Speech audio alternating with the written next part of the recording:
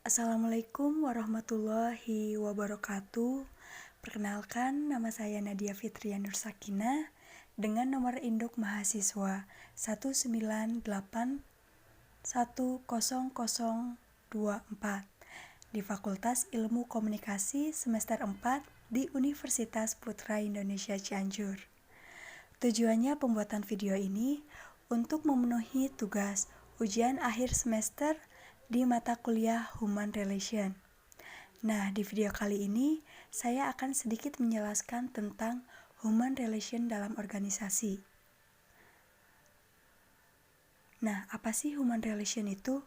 Human Relation adalah interaksi antara seseorang dengan orang lain, baik dalam situasi kerja atau dalam organisasi kekaryaan. Ditinjau dari kepemimpinannya yang bertanggung jawab dalam suatu kelompok merupakan interaksi orang-orang menuju situasi kerja yang memotivasi untuk bekerja sama secara produktif sehingga dicapai kepuasan ekonomi, psikologis, dan sosial. Nah, di sini ada dua pengertian mengenai human relation. Yang pertama, human relation dalam arti luas. Human relation dalam arti luas adalah interaksi antara seseorang dengan orang lain dalam segala situasi dan dalam semua bidang kehidupan. Jadi, hubungan manusiawi dilakukan di mana saja. Bisa dilakukan di rumah, di jalan, di dalam kendaraan umum, dan sebagainya.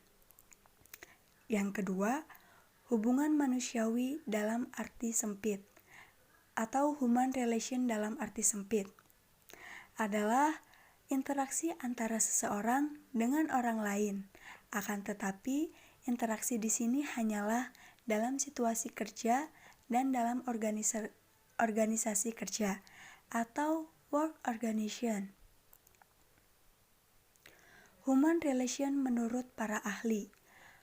Menurut Wursanto dalam bukunya Etika Komunikasi Kantor pada tahun 1987. Human relation adalah terjemahan kata hubungan manusia yang bersifat rohaniah dengan memperhatikan aspek-aspek kejiwaan yang ada di diri manusia, misalnya watak, sikap, tingkah laku, peramai, dan lain-lain aspek kejiwaan yang terdapat dalam diri manusia. Yang kedua, menurut De Liangji pada tahun 1978 mengemukakan bahwa human relation adalah adanya suatu interaksi, bukan sekadar relasi atau hubungan yang pasif, melainkan suatu aktivitas yang merupakan action oriented untuk mengembangkan hasil yang lebih produktif dan memuaskan.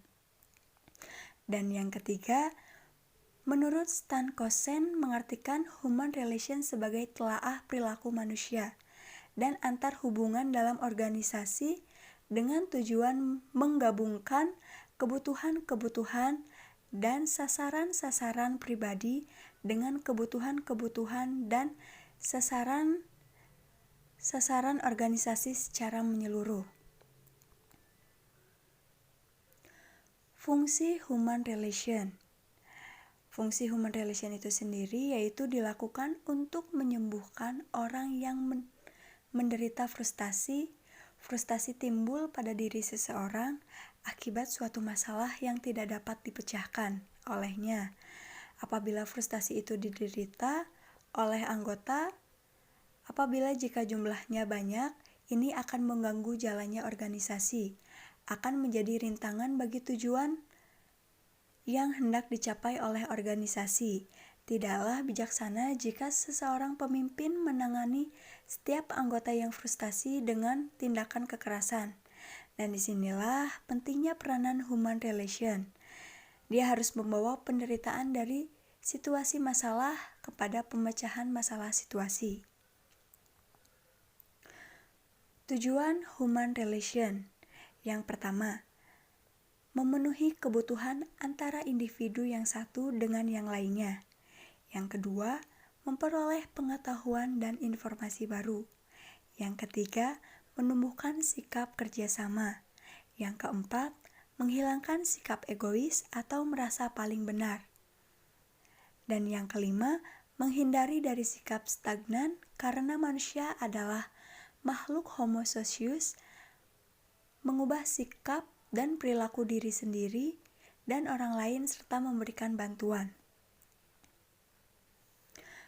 Perbedaan public relation dengan human relation.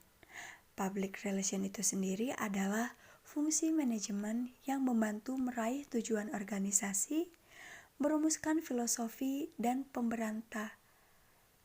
raih perubahan organisasi.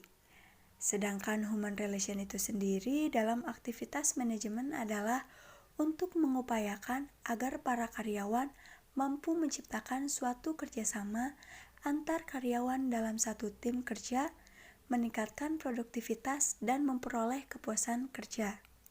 Jadi, antar keduanya mempunyai hubungan dalam menciptakan hubungan antar karyawan dalam sebuah organisasi.